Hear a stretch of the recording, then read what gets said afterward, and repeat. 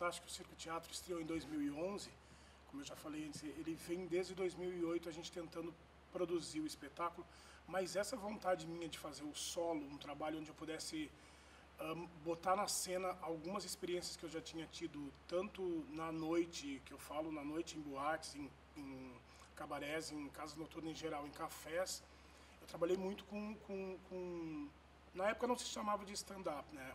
O termo veio muito depois. A Dercy já fazia, o Chico Anísio já fazia, o Jô já fazia há muitos anos atrás, há décadas atrás, mas aí eu também já trabalhava na noite com isso, de chegar, de improvisar o texto, de levar um texto pronto, vestido ou não com figuras femininas. E aí eu tinha vontade de colocar isso na cena. Como colocar? Então, a ideia teve um primeiro roteiro que desses personagens nenhum sobrou.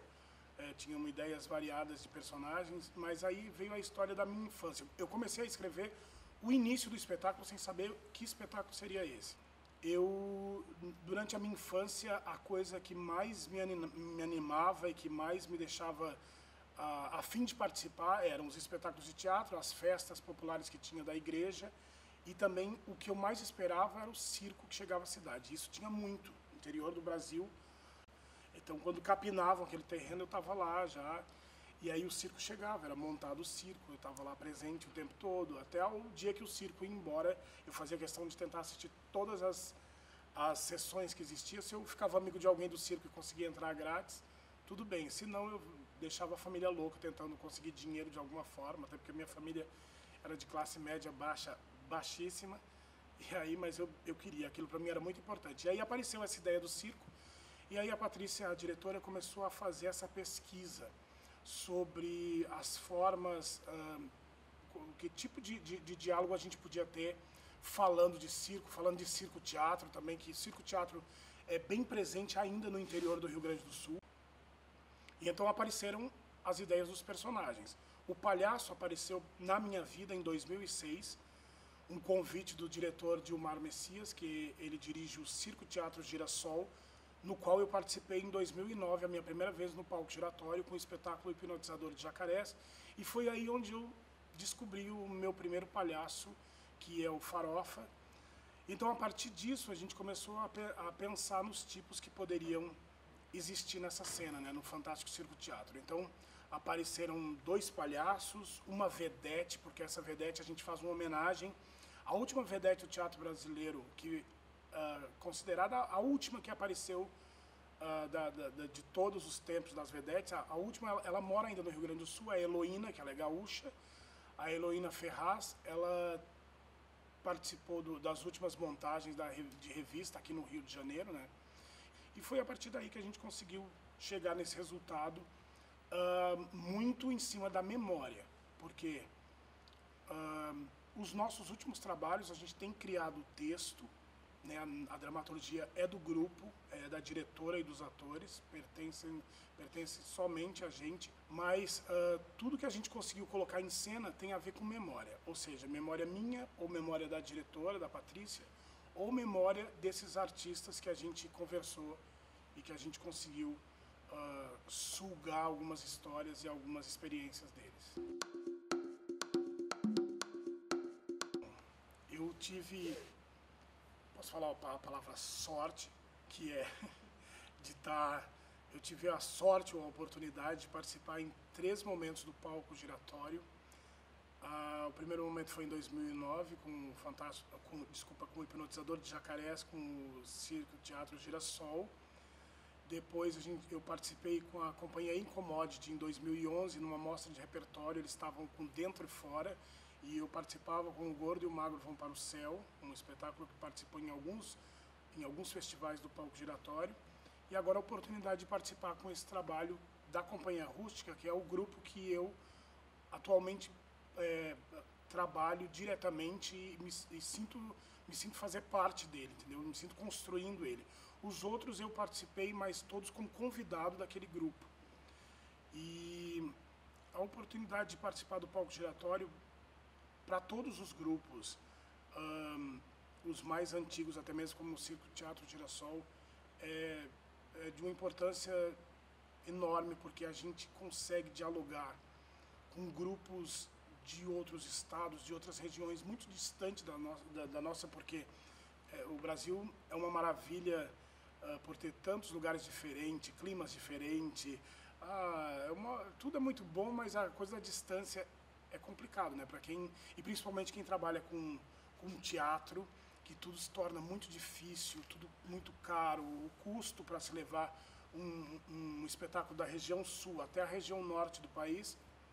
Eu acredito que sem o palco giratório, no caso dos 3 espetáculos que eu trabalhei, isso não aconteceria. Então, é de uma importância imensa para todos os grupos que participam e para a Companhia Rústica, que é um grupo super novo, que está completando no ano de 2014 10 anos ainda, ou seja, está engatinhando nessa coisa do teatro, né?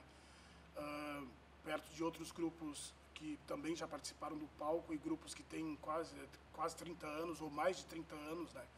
Então, para a Companhia Rústica é um momento que é histórico dentro da companhia e é muito importante a poder apresentar o nome da Companhia Rústica em algumas cidades do país e também mostrar para outros grupos que a companhia existe, que ela está lá no sul do país, que é distante, mas lá também faz teatro de todas essas formas que a gente também encontra no resto do país, da forma mais bem abastada em termos financeiros até a forma mais artesanal. Então, o palco giratório para a gente é um grande presente. Eu acho que para esses quase 10 anos é um dos maiores presentes que a Companhia Rústica tem até agora.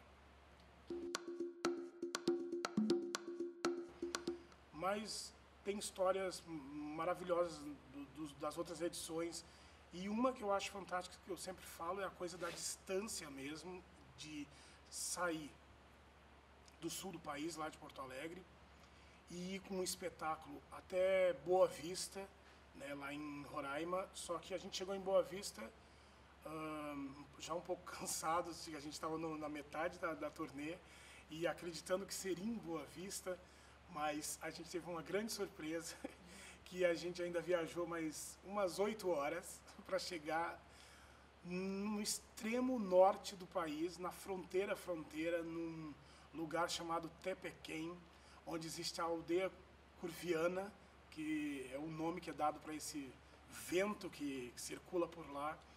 E a gente apresentou um espetáculo num lugar onde era uma aldeia indígena, né? Tinha as características de uma aldeia indígena dentro de um espaço que tinha sido de garimpo. Ou seja, a gente caminhou para aqueles lugares imaginando, né, desativado aquele garimpo, mas existia aquela comunidade ainda misturada dos índios com essas pessoas que vieram garimpar lá e que também decidiram não ir embora, ficaram morando lá. E aí era um lugar que a gente via que, por mais que tivesse essa aldeia uma vez por ano, levando cultura para eles, a gente ainda era novidade, desde as pessoas que chegavam, das suas vestimentas, do nosso sotaque, tudo para eles era uma novidade. E o lugar que a gente apresentou, porque é muito bom chegar no teatro, ar-condicionado, tudo perfeito, a luz funcionando, os técnicos, mas aí a gente chega num lugar como esse, que era um grande toldo feito de palha, dentro de uma associação, né, a associação lá dos moradores do Tepequém, desse lugar tão distante e tão alto, e lá no extremo norte, e a gente de noite apresentou, e era um lugar que, em outro momento, talvez, se eu tivesse caído de paraquedas naquele lugar e não entendesse o espírito do palco giratório, eu ia ficar muito incomodado, talvez, por estar cansado, viajado tanto tempo, e chegar num lugar que tinha... Tanto os mosquitos trabalhavam à noite e durante o dia, então eles não tinham folga, eles estavam sempre ali dispostos a trabalhar, assim como a gente estava. E foi um dos espetáculos mais gratificantes e mais bonitos que eu pude participar. E a gente, quando terminou, eu me emociono ainda, porque é engraçado essa coisa que a coisa do preconceito, que a gente foi meio, que cansaço, que tudo. Mas o grande pagamento nesse momento foi isso, de ver aquela plateia que até dava medo, parecia que eles tinham congelado, estatizado, porque eles não conseguiam movimentar nenhuma parte do corpo assistindo o espetáculo, e era de palhaço, eles podiam pelo menos rir, mas eles não conseguiam rir com as figuras e com a brincadeira que a gente estava propondo ali, e no final a gente achava que eles não tinham gostado, e aí eles abraçaram, tinha gente que chorava, agradecendo a presença da gente ali, e depois tudo terminou com um grande forró, e aí foi o grande pagamento para a gente, né? Ou seja, a coisa de quebrar com essa coisa do preconceito, de distância, dos lugares e das pessoas. E a gente faz teatro, a gente tem que ajudar a transformar e também nos transformarmos, pensando, né, e pensando nessas experiências. Então a gente fica sabendo dessa participação no projeto Palco Giratório no ano anterior e a gente começa a criar expectativas desde o ano anterior, mas também ansiedade. Eu confesso que eu estou muito ansioso, mesmo já tendo participado em outros momentos, mas agora eu estou num trabalho solo, ou seja, eu vou dialogar agora com essas plateias tão diferentes uma da outra, em lugares tão diferentes, né, da onde a gente estreou, mas essa oportunidade, talvez essa ansiedade que eu me encontro é justamente por isso, é de querer fazer esse diálogo, de querer mostrar para esses lugares, para esses públicos diferentes, o nosso trabalho. Então, isso gera uma grande expectativa e a gente só torce que dê tudo super certo, como sempre deu em todas as nossas experiências com o palco. E a gente deseja sempre e pensa 24 horas, merda.